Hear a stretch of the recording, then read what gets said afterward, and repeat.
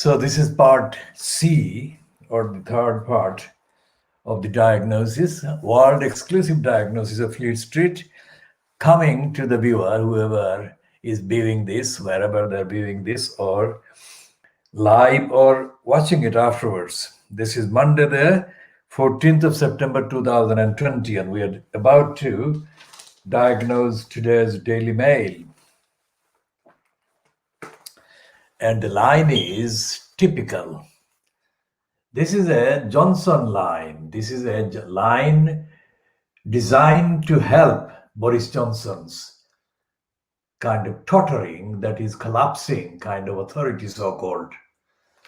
And all the Daily Express, which is Beaverbrook's lying legacy for liars in Britain, and the Boris graph, which we'll be looking at later, the Sun, the Daily Star, they're all peddling the line. They're making a competition. This is the crux of this diagnosis. These papers are constructing a false crisis. They're saying that the dealing with the crisis of the virus is hampering the rest of the NHS's duty. They're hiding 70 years of lying and criminality and plotting to destroy the idea of the NHS. The emergency created by the pandemic is a health emergency, a public health emergency. It's not something else. It's not some kind of curious diversion from health duties to provide public health at the point of need, at the point of the urgency and the emergency needed, warranted, demanded by the situation. So they're creating a dichotomy, they're creating a contradiction and conflict between the UK health as if it's something else, and the virus is not a health issue. So remember this. You saw it here, you heard it here, pointed out here. So they are hiding the failures of Boris Johnson fronted cabal, and they are colluding with the corrupt plot to again fail to protect most vulnerable, most susceptible, most exposed to danger patients and people as a result of the new surge. Why should there be two different priorities? It's the same priority. They should put the billions of pounds they are robbing the people of and putting to HS2 and to hedge funders who are getting false, uncontested, unadvertised kind of contracts to loot and pocket billions of pounds under the cover of the this crisis of the virus, COVID-19. They should take the money back from these hedge funders and the likes of Philip Green, who has admitted reluctantly that he has abused the funds. He's still abusing, he's still lying, and he's not being prosecuted, the crook.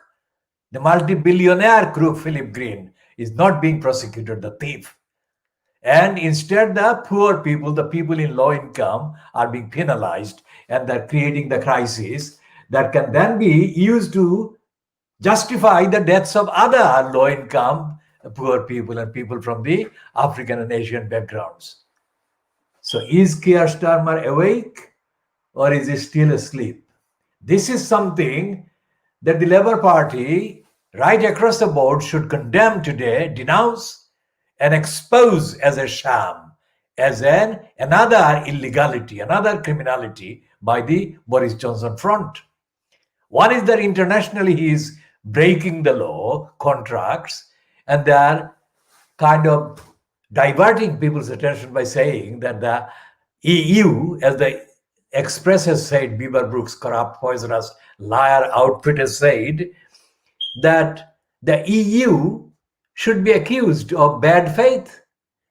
That's nothing to do with the bad faith or good faith. It's the contents of the contracts that Boris Johnson is actually denying and is plotting openly, brazenly to replace with something else.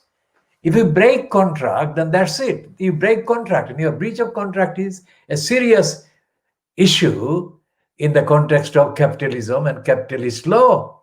Capitalist law itself is being denied and defiled, violated by the proponents and opportunists and beneficiaries of the most brazen, corrupt, capitalist kind of system and abuses. And Keir Starmer has no excuse to stay silent about this, nor has any of the MPs, including Corbyn. Where is Corbyn? Corbyn has no gags on him, so why doesn't he make a big issue? Nothing can stop him saying that.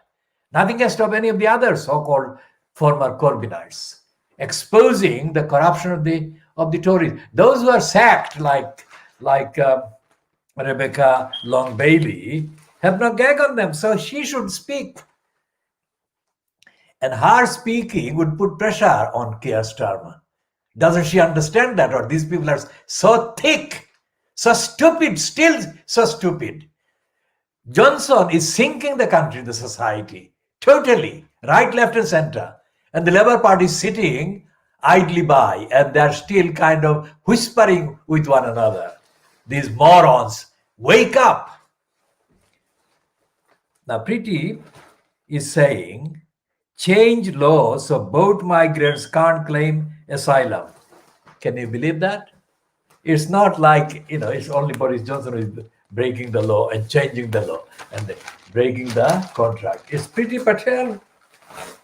We spoke earlier yesterday about the Observer piece by Nick Cohen about Suella Braverman, the Attorney General so-called, who has been breaking the law and contract. Now, Preeti Patel says, in order to stop the asylum seekers seeking asylum under existing law, he changed the law.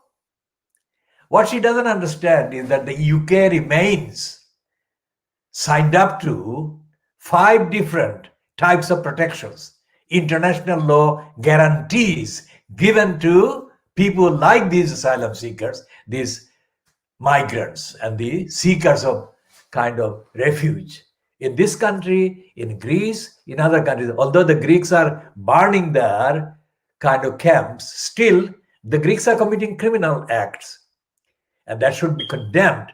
But if Britain does the similar, the kind of comparable thing like changing the law, then it is as guilty as Greece. So the whole world is being dragged down into the sink of darkness and lawlessness. These people are claiming to be upholders of standards when they're preaching to the victim countries in Africa and Asia. So we say that this is Preeti Patel, this is the kind of stooge, surrogate, racist surrogate given positions, as we said yesterday about Suella Braverman. Suella Braverman, and I mentioned this Preeti Patel in the context of my analysis of Nick Cohen's piece in The Observer about Suella Braverman, that it is, the other one is this one. And she is there. She is vindicating me by being featured in the Daily Mail, which is gloriously or glorifying her. They say that if you are found to be breaking the law, then change the law so that there is no law to break.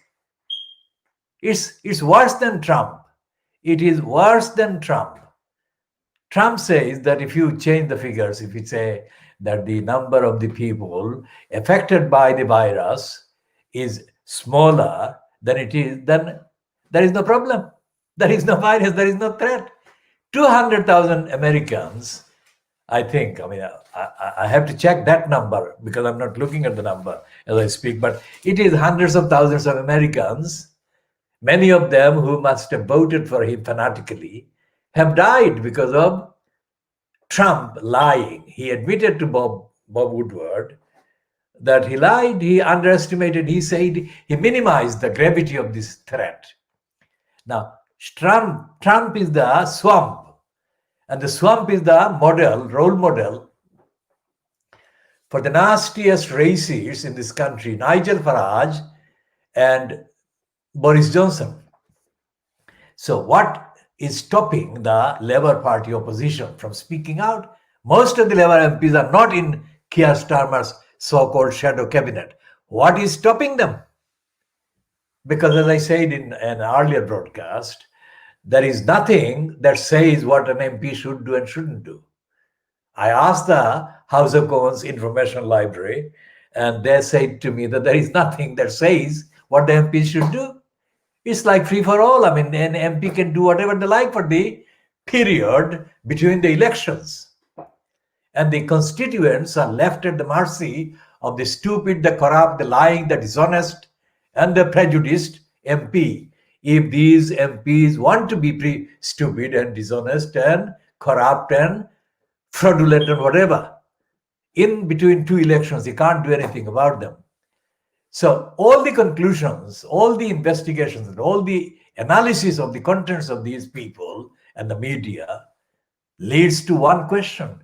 What can we do as people to stop them doing what they're doing against our rights and our needs and our protection in society? And the answer is obvious, age-old answer. It's ethical, moral, and it is transparent, and it is democratic, and it is universal. Action against the liars and the wrongdoers. Stop them. For example, in Tower Hamlets, it's a microcosm, but it is an absolute authentic one because I have been involved in doing these things, and I'm totally talking about this, and especially I'm addressing the people who are stuck with the campaign to stop HS2. They haven't got the courage or the guts to target the real people who are in receipt of the majority of the money from the HS2 corruption. What we did in Tower Hamlets, we targeted the crooks that are benefiting from collusion with the Crossrail project, the crooks in the council and the crooks in other parts of the borough and linked to the borough. And we made it absolutely clear to them that they would be losing their positions. That's the only thing that matters. As I said, in between two elections, MPs or councillors can do whatever they like because they are not seeking votes from the people in those periods. So how do you get them to do what you need and what they must do to serve you, the community, the people? You do something that is not in the book, and you do what is right, what is just, what is needed, as the evidence before you wants you to do and warrants you to do and demands and justifies you to do. So we said to the councillors, we'll get you out of the positions.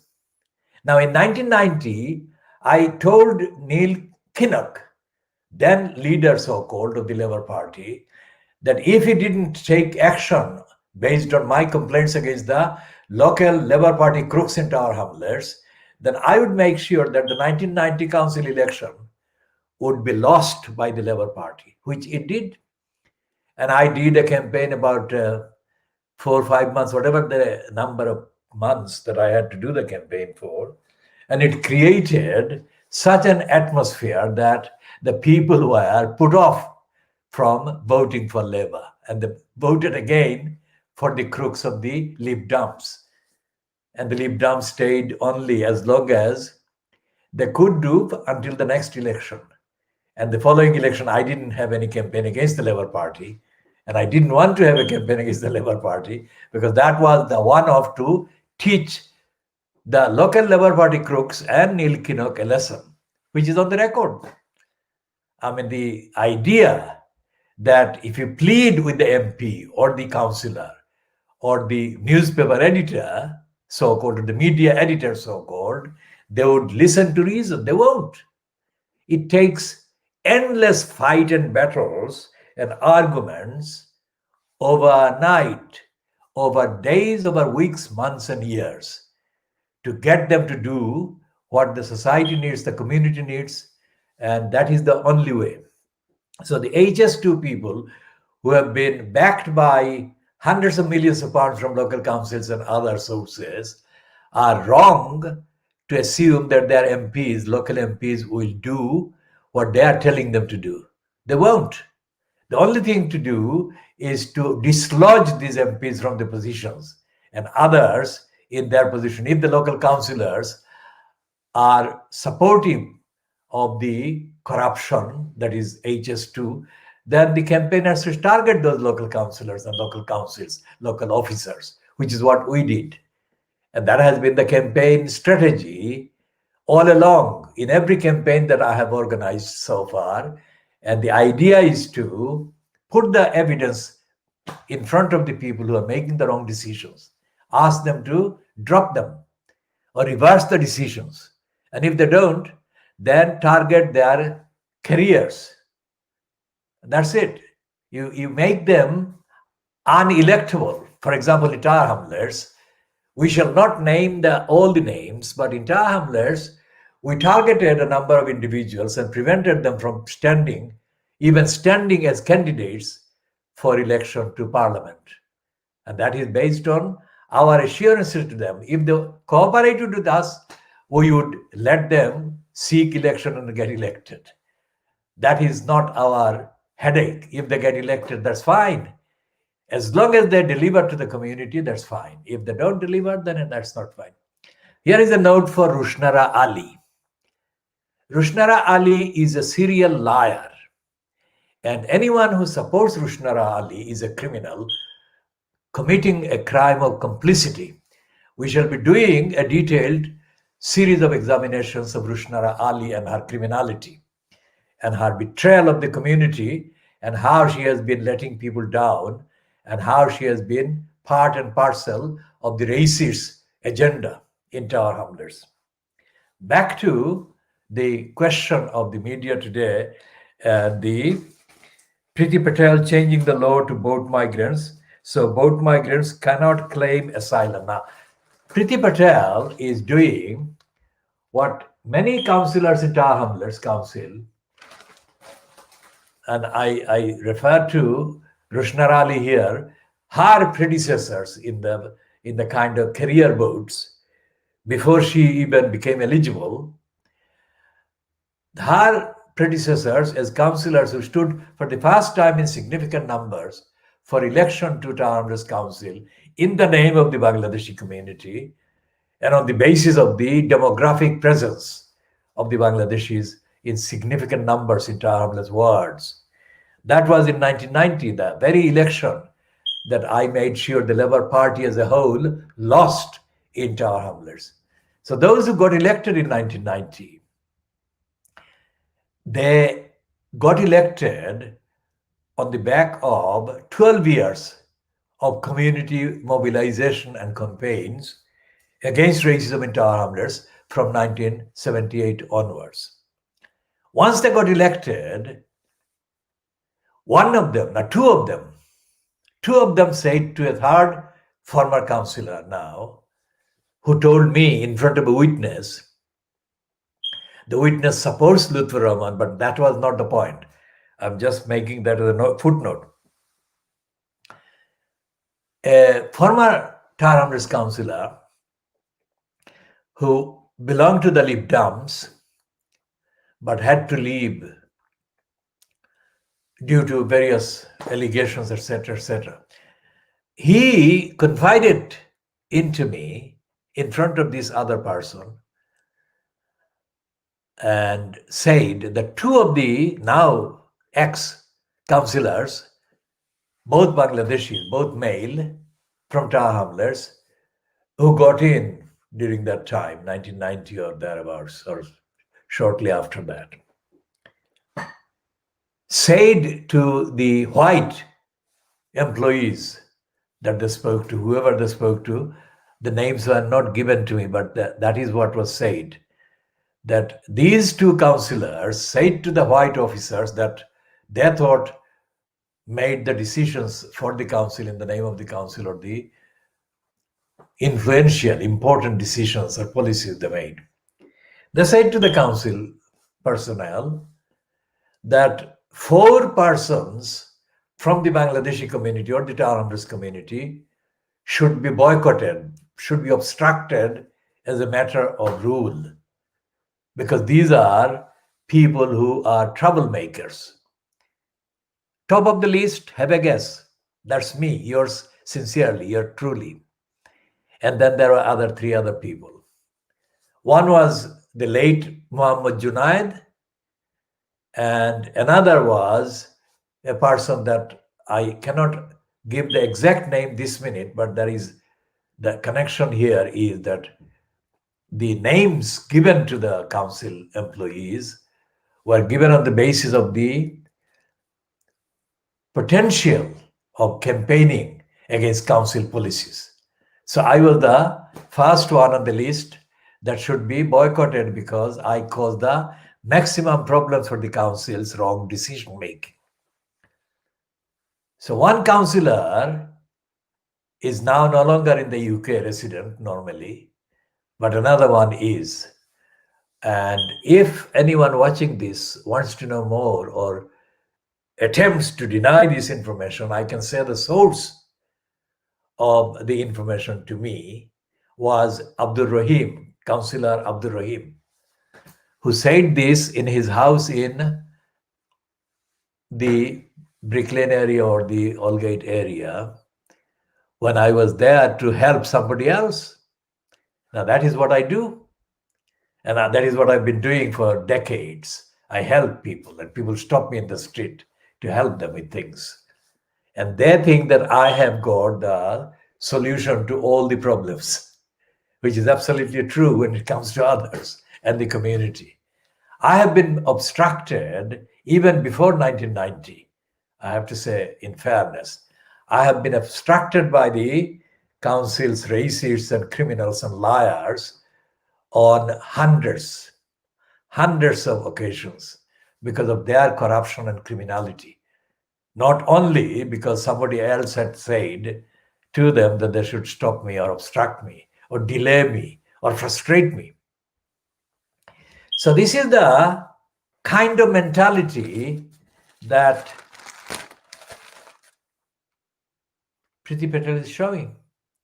What she is saying is that the British legal system should be corrupted to the point where people like her parents cannot come in. Because her parents could only come here because this country had legal provisions allowing her parents to come in from East Africa when they were definitely in danger of being killed. And that would have meant that probably if she is born here after that migration, probably there would have been no Priti Patel. But the point is that she is going to that extent. And that is the characteristic behavior of the what I call the ethnic surrogates and the stooges and the female version of Uncle Tom and Nephew Tom. I call Trevor Terrible P-Lips the Nephew Tom because of his age. Because when that woman wrote that book, Uncle Tom's Cabin, Nephew Tom probably wasn't even born, but even if he was born, he was very young. So I have assigned to him a kind of contemporary age. But that is only on the superficial side. The essential role that Trevor Terrible P-Lips has been playing against the African and Asian, and especially against Muslim communities in this country is what matters. And Priti Patel is doing the same. Although Priti Patel is doing more damage in terms of the collusion that she is now exhibiting with the hostile environment agenda. And instead of examining the evidence of this breach of the international legal obligations and breach of the universal human rights and the breach of Magna Carta, yes, Magna Carta. We shall be talking at length about the Magna Carta at a suitable edition because this is only going through today's paper. So the time for the detailed examination and diagnosis of the Magna Carta is not available, but I'll say this. Whenever there is a kind of little English kind of crisis, they are left speechless in the face of challenges based on evidence and ethics and morality and universality and democracy and transparency and accountability. They say that we have the Magna Carta. They say that. But my encounters with the hundreds of licensed law trader criminals, solicitors, barristers over the decades shows to me that these criminals are as contemptuous of the Magna Carta as they are of the liberalizing charters, conventions, declarations, treaties, and agreements signed by the UK in the last 72 years since the foundation of the United Nations in December 1948. So, the slogan, as I denounced the Times and exposed to the evidence, the fact that somebody was an attorney general or is a barrister or is a QC is totally, absolutely false and rubbish, because somebody's status as a licensed law trader is not the same thing as their ability, their intelligence, and most certainly not of their ethics and their morality, and absolutely not of their courage. Which is why this meeting that the Observer yesterday featured on the front page, the meeting between the Bar Council and this Suella Braverman, and featuring, quote, Sir Robert Neal. This was absolutely ridiculous of the Observer to run that story in that prominent way, because it was just nothing. Because Bob Neal is a very artificial conservative. He's a lawyer, not practicing because he is now mainly occupied by career in the House of Commons or through the House of Commons. Bob Neal is an opportunist par excellence. He is absolutely opportunistic and not very honest. He can show diligence, but he is not ethically reliable. I mean, he raised a question about Isabella Freeman, who was the monitoring officer during Luther Rahman's tenure incumbent position. And Ted Jury and his co-racists were upset that Isabella Freeman was the only white person that still stayed loyal to Luther Rahman. As I have demonstrated, Luther Rahman was ousted from the post because of corrupt behavior. And I have exclusively published evidence of Luther Rahman's dishonesty and collusion with the crooks in the council and so on, and his abuse of this position. So therefore, I'm not making this point on behalf of or in order to in any way excuse Luther Rahman. But the fact that Ted Jury made the point that this woman was a white person and she still stayed loyal to or in the service of Luther Rahman in a senior position in the council was racist. That is not supporting Luther, but that is despite Luther being the incumbent at the time that Ted Jury was attacking. My point is not about Luther Rahman, it's about Ted Jury choosing to make that point at all in the first place, that Luther, as a non-white person or an Asian, did not deserve the service of a white person. That is racist, absolutely racist, regardless of what right or wrong Luther Rahman did. And he did wrong, more wrong than he did right. And I have been the one that has been advocating a proper accounting for his wrongs to the community and to the public. And this does not excuse Ted Jury saying that Isabella Freeman was doing something wrong. He implied that. He said that a white woman or a white person should not be serving Luthuroman's kind of regime. That is racist, not because of Luthuroman's behavior, but because of his ethnicity. That is what he is saying. And I think Ted Jury should be prosecuted for race and racist hatred. It is not too late. Ted Jury should be prosecuted on that evidence. It's not something he is saying to me or he said to me. He published that. Ted Jury published that racist statement about the tenure of Isabella Freeman. So that is the strength of the racists and racism in Tower Hamlets that we have been fighting. And in a microcosm, that is the kind of evidence across the country, which once extrapolated, it can apply to most of the councils and most of the central government. And the evidence today is this daughter of asylum seekers that is now wanting to change the law in order to sink the asylum seekers. That is extraordinary criminality. And that is not a good standard, good example to set by the daughter of the asylum seekers that were saved by the laws, the type of laws that she is now trying to sabotage and sink and replace. Now, laws, I say laws, not the society. I'm not talking about the politicians. And I'm saying this for a reason, because in international law, the obligation or obligations that a signatory country to any treaty or any agreement is obliged under the terms of that agreement, the kind of agreement that Boris Johnson is now trying to disown.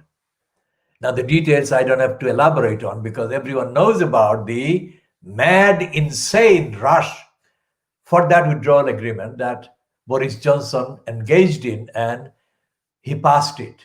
Now he's saying he didn't. He said he didn't think it was anything. So he's lying openly double times, and he should be prosecuted for lying. As I said, these are criminal perpetrations, nothing to do with his position as the leader of the Conservatives or the occupant in number 10. He can be sued and he should be sued. It is the equivalent to being impeached. And what the MPs cannot do in terms of numbers is because he has got the majority, like 80 or plus or thereabouts MPs at the moment, they cannot get the votes if they table a motion, even if it was allowed by the speaker and all the rest of it. So the best way, the better way would be for a Gina Miller type of prosecution, not the going to the court, civil court, but prosecution. Or if they can't do that procedurally, they should do an equivalent constitutional law challenge. That's what I'm telling Keir Starmer to do. Or the little boys and girls who are licensed law trader, barristers and solicitors among the Labour Party MPs, I'm asking those children to get up and standing and start to practice the knowledge of the law that they claim to have. And start with Priti Patel, prosecute her. And I'm telling Anthony Guterres, the current Secretary General of the United Nations, whom I have been telling a lot of things for the last 3 years, especially since the Burmese massacred and genocided the Rohingya people. I've been telling him to stop preaching. I've been telling the United Nations agencies to stop preaching about the various breaches of the international treaties and laws and agreements by the member countries. Of course, I started with Burma in the context of Anthony Guterres, who also violated the standard of ethics and basic common sense when he went to India and he congratulated one of the all-time criminals in power, Narendra Modi.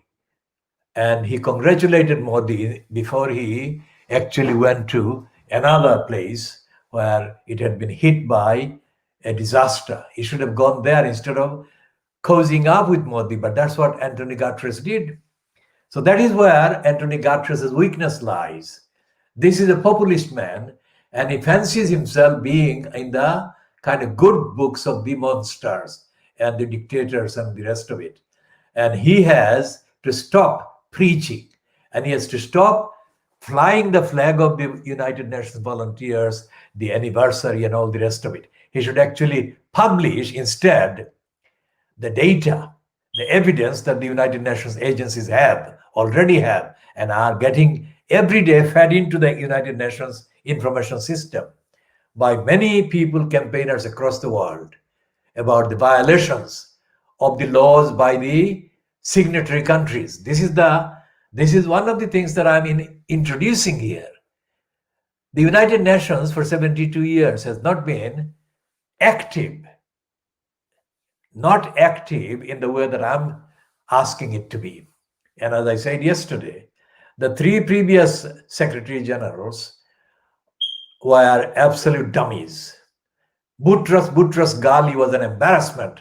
He was an Egyptian, he was an embarrassment, as was Kofi Annan and this other one, the other one before this, Anthony Guterres. So this one should be the last such one that indulges in and is allowed to indulge in this kind of harmony relations and appearing on the platforms and greeting himself against the images of Nelson Mandela, Martin Luther King, and M.K. Gandhi and other kind of images.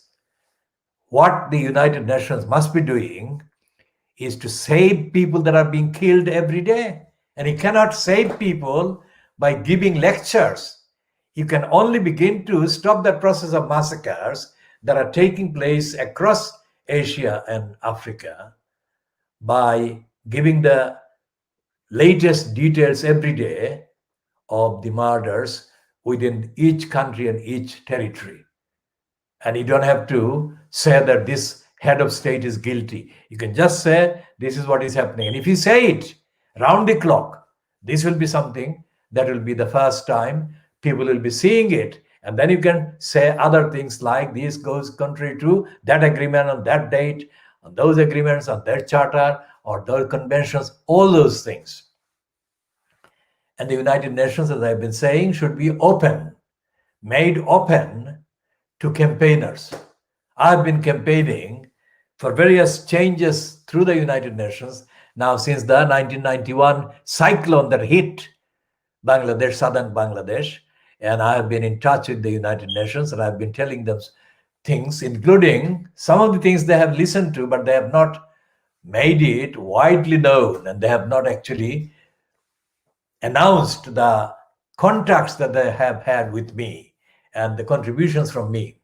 So I'm saying that the United Nations, instead of being a bureaucracy, should become an action kind of process, an action unit. Each unit, each party, each part of the agency on each emergency should become an action unit, and it should be monitored for its role by a designated number of observers of the United Nations, because that is how the violations of the law and the breaches of the law and international treaties by the likes of Priti Patel and her master Boris Johnson can be tracked.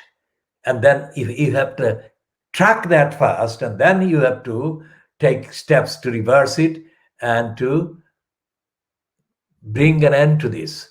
And all the refugees that are stuck all over the place, they say that there are millions of people without refuge, without home across the world, especially in Africa and Asia. Those people should be made human instead of just numbers, instead of millions. Those people should be humanized, and their stories, everyday experience should be published by the United Nations. That is what I'm asking. That is what I'm telling, and that is what I'm saying the newspaper should be doing, but they're not doing it. Of course, they're not doing it. They are promoting the absolute opposite of what they should be doing. And I am saying that that is a criminal offense, and they're breaking the United Nations Charter and agreement and the signatures and the statements and the conventions are being broken by Priti Patel and Boris Johnson, plus by the British media. And the British media should be held accountable for that, not just mentioned as a kind of in passing item or engagement. They should be held to account for inciting the breaches of actual legal contracts. That is a criminal offense, mega criminal offense. And I'm telling the United Nations and all the campaigners to follow this advice and act in prosecuting Boris Johnson and the British ministers. So, and prosecute the Daily Boris Graph, because what is happening here, just as I said on the Daily Mail, they are creating an artificial conflict between dealing with COVID-19 and dealing with other patients or other illnesses. That's the agenda they're saying.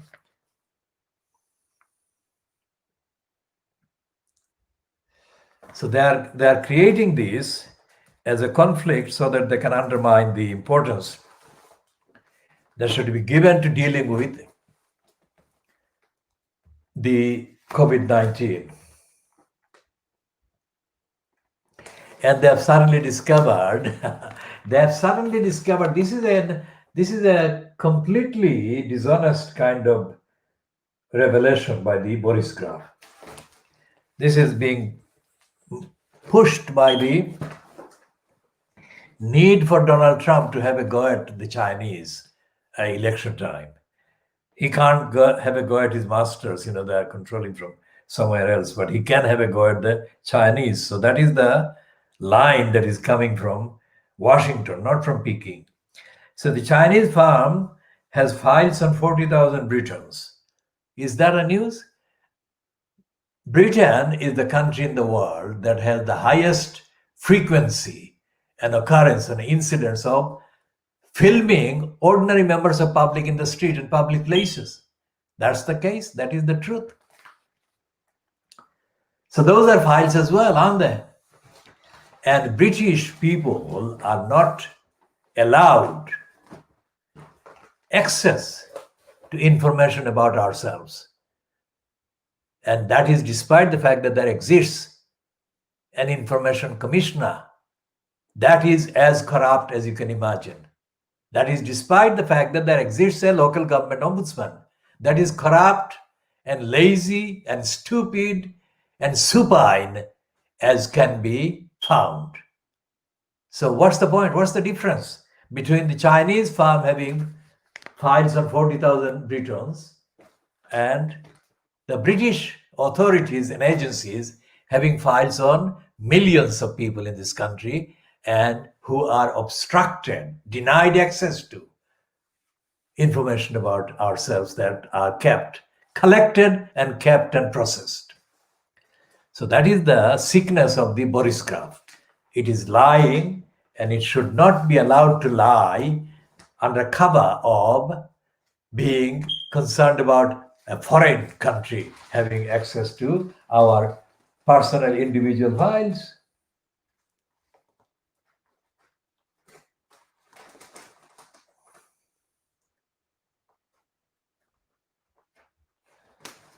And there are other typically rule Britannia rule kind of lines in the Daily Boris Graph inside. And it is admitting breaking the new Civil Liberties Code. This is the thing, they're going to impose curfew if the new rules fail, new rules about limiting number of people gathering in public. So they are quite happy to kind of slowly, easily break the news that there is going to be a curfew system to impose the restrictions. But they're still not talking about the fact that 100 billion pounds under the pretext of COVID has been being transferred to big business without any public transparency or anything. So why not put all that money back into actually dealing with the public health emergency, recruit people, improve the quality of hospitals and quality of the treatment, quality of the actual service? They're not talking about that. They're not talking about that, not a single paper. As I said, the only thing that we have not seen today is the Guardian. But I doubt very much that the Guardian would be filling the gap that is being kept open by the others. And this woman, Shasar Swire, the wife of the former Conservative MP Hugo Swire, will next week publish her diary filled with tales from Westminster. She won't be telling anything. She won't be telling anything that the public needs to know. It will be gossip. It will not be the truth of what they get up to.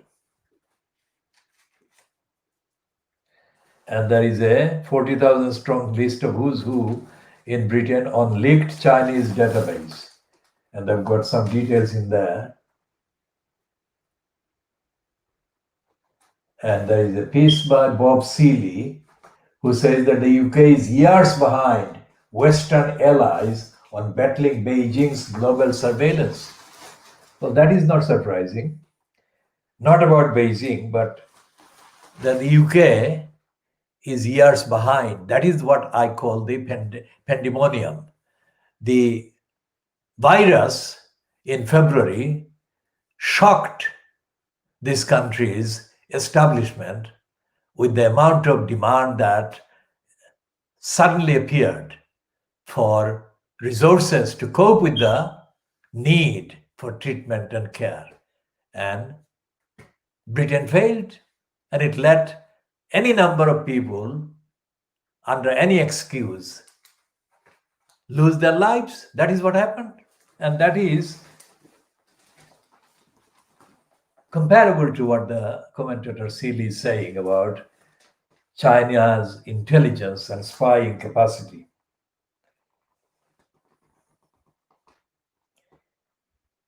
So Helena Morrissey is making a rare kind of comment here, saying the small charities have been lockdown saviors.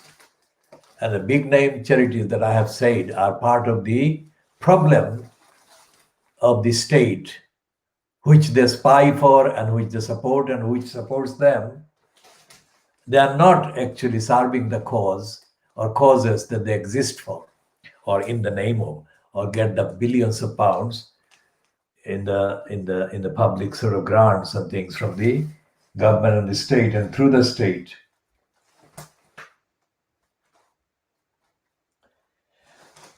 And all the right-wingers and racists and fascists are on the pages of the Daily Boriscraft, giving the details of what is actually already contained by the Scum and the Daily Mail and the Daily Express. And there is a cartoon that turns the table on Tony Blair and John Major and makes Boris Johnson tell them that they are embarrassing the nation. And those two are dressed as clowns. That is what gives the pretext for the Daily Boriscraft to show Boris Johnson in a better light than John Major and the Tony Blair. Both of them have condemned him for breaking international law and international treaties and making Britain an embarrassing laughingstock in the arena of international law and in the Committee of Nations, etc., etc. And there is a piece in the Financial Times which is quite significant because of the implication, the message it sends. Michael Bloomberg, of course, is boosting Joe Biden with $100 million offer. $100 million offer. Whether he's going to get these offers accepted is another matter, but that sends the message that Biden is treated or thought or considered as a safe hand by the right in the Democratic Party and the Democrats. And there are other pieces about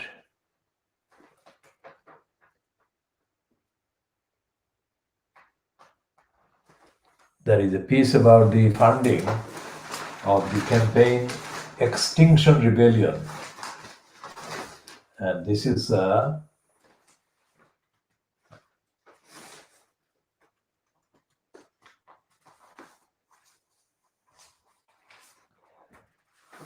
the piece about the United Arab Emirates opening arms to Israeli tourists after a court. It's like nothing happened. It's like that's the normal thing to do. What can I say? I mean, I can say the amount of 70 years worth of denial by the Western media about the rights of the Palestinians. They would not allow the sufferings of the Palestinian people. The Free Street media would not allow the sufferings that the Palestinian people are withstanding or going through every day. They would not allow that to be endured by the others, the other side of the divide, whatever that is, whoever is oppressing them, to suffer the same thing even once. They would demand bombing of the attackers of the others, as Hillary Clinton threatened Iran, as Trump threatened Iran, as Trump threatened North Korea. So what I am saying is that the United Nations should be monitoring the role of the media, because this is the media that brings the brainwashing contents to the public across the world, and across the world in the West that still controls the majority fates and majority future and majority rights and lives of the people in the rest of the world. And Guterres is not doing it. Guterres posing with photographs and publishing on social media his spiels is getting it wrong. He's missing the point. He's wasting the time, and he's wasting even more important time by letting hundreds of thousands of people stay under serious dangers every single day. Not weekend. There is no weekend for them. Every single day, every single moment. There is no emergency bigger than those people suffering immediate death or displacement or destruction of their lives and their homes and their countries and their communities. And there is no sign in the complacent series of social media kind of releases featuring Anthony Guterres that there is such an emergency. The equivalent of a genocide is taking place every single day. If you count the number of people dying of starvation, hunger, and neglect, and obstruction and oppression across Africa and across Asia, that is the number of people being murdered, massacred in a genocide. So many genocides have been taking place. So an average number of the victims of genocide are being murdered by negligence and complacency by the United Nations bureaucracy. So we have the Financial Times talking about Bloomberg offering $100 million to Joe Biden. Offer. It's not whether it's been accepted or not. Now, why would Michael Bloomberg offer that kind of money? Would he have done that if Bernie Sanders were the candidate? He most certainly wouldn't.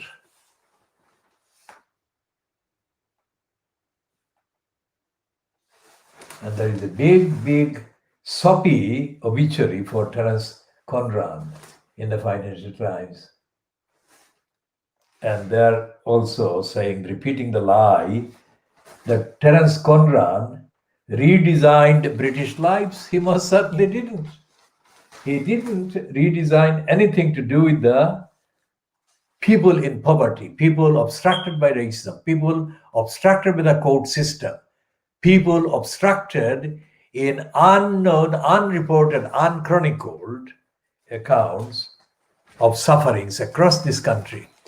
And as I said, there are about 12 million people at various stages of desperation and deprivation across this country today. 12 million plus. And that includes the people in lack of housing, housing rights, and lack of homes, and lack of belongings and possessions.